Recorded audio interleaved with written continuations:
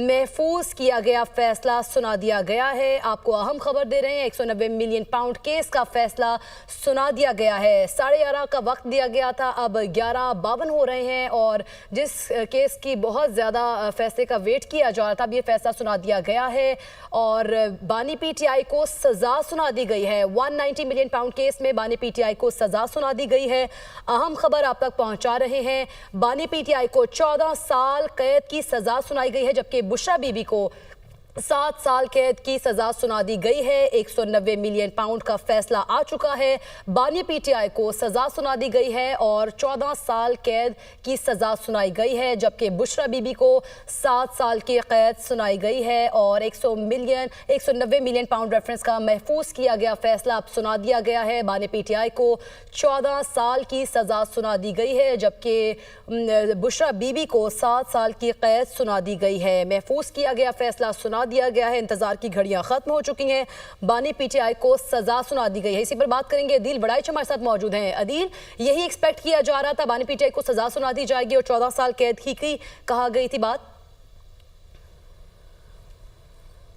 जी बिल्कुल, ये मैक्सिमम सजा है सेक्शन 9 के तहत। इसमें करप्ट प्रैक्टिस साबित हुई है, इसमें इख्तियारात का नाजायज़ इस्तेमाल साबित हुआ है, इसमें असासे और जायदादें बनाना साबित हुआ है, इसमें अपने इख्तियारात का नाजायज़ इस्तेमाल करते हुए फ़ायदा लेना जो है वो साबित हुआ है। तो ऐसे में जो इल्ज़ाम इसमें बुशरा बीबी पे लगा, उन्होंने जुर्म में मुआवनत की और इसमें भी सेक्शन 9 के तहत जुर्म में मुआवनत करना जो है ये एक संगीन जुर्म है और उनको सेक्शन 10 के तहत उन्हें भी 7 साल कैद की सजा सुनाई। अहमद भट्टी को भी शामिल गुफ्तगू करेंगे। अहमद भट्टी, आगाह कीजिएगा, इस तमाम प्रोसेस के हवाले से 14 साल की सजा सुना दी गई बानी पीटीआई को।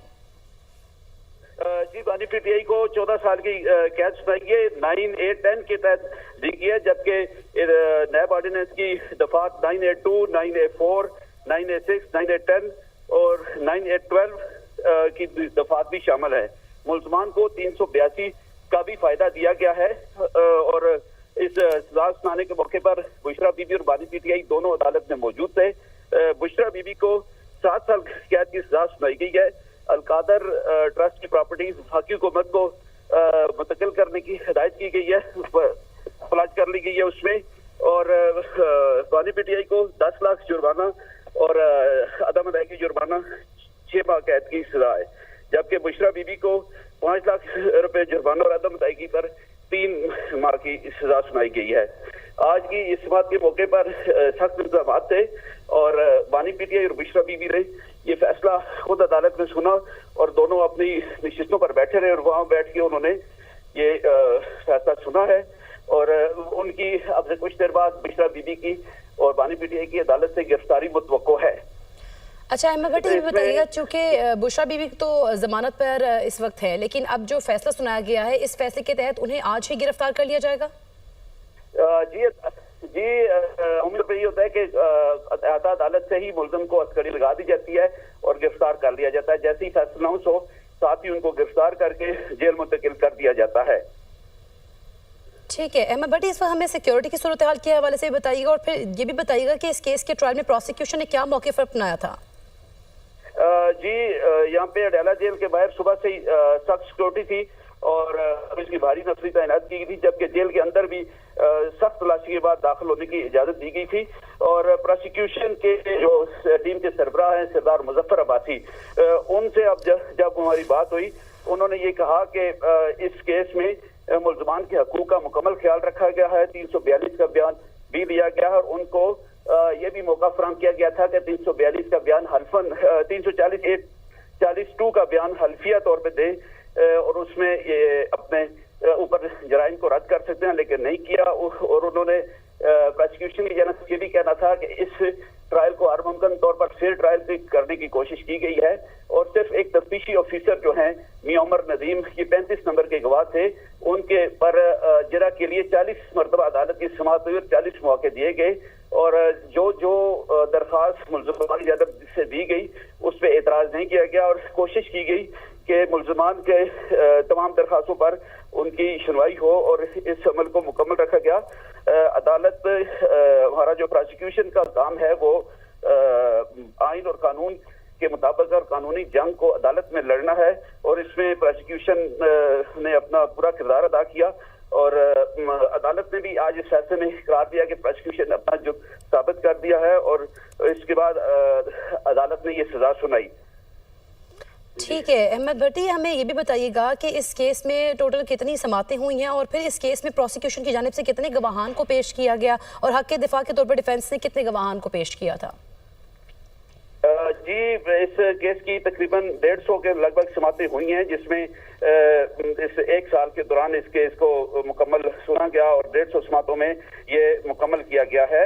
और इसमें इंतहाई अहम बात यह है कि प्रोसिक्यूशन की वकालत फ़ाई की जानिब से अपने हक में कोई किसी भी गवाह को पेश नहीं किया गया, ना ही कोई और दीगर शवाहिद पेश किए गए हैं, जबकि उन्होंने अपने 342 के बयान में पहले ये कहा था कि हम अपने गवाह पेश करेंगे, लेकिन उन्होंने बाद में यह हसद करवा दिया और ये अपने बयानात नहीं दिए। इसमें कुल जो गवाहों की तादाद है वो नायब की जानिब से 59 गवाहान थे, जिनमें से 35 गवाहों के बयान रिकॉर्ड हुए और 24 को तर्क कर दिया गया। और इन 35 में जो अहम गवाह में स्टार विटनेस जिसको कहते हैं, उसमें जुबैदा जलाल और जो बानी पीटीआई और साकुत वज़ीर-ए-आज़म के प्रिंसिपल सेक्रेटरी आजम खान है वो शामिल थे, उनका बयान हुआ था।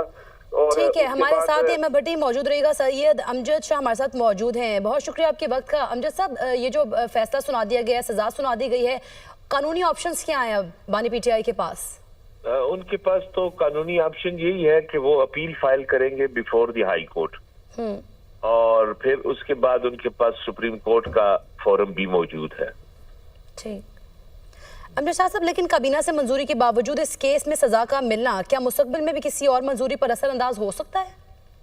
जी बिल्कुल हो सकता है। और ये वाला केस देखें, इसके तो हम जितने भी लोग जो कानून को के तालिब इल्म है या समझते हैं कानून को, उन सारों को ये फैसला जो है ये कोई अनएक्सपेक्टेड नहीं है, ये एक्सपेक्टेड फैसला था और ये बिल्कुल ओपन एंड शट केस था।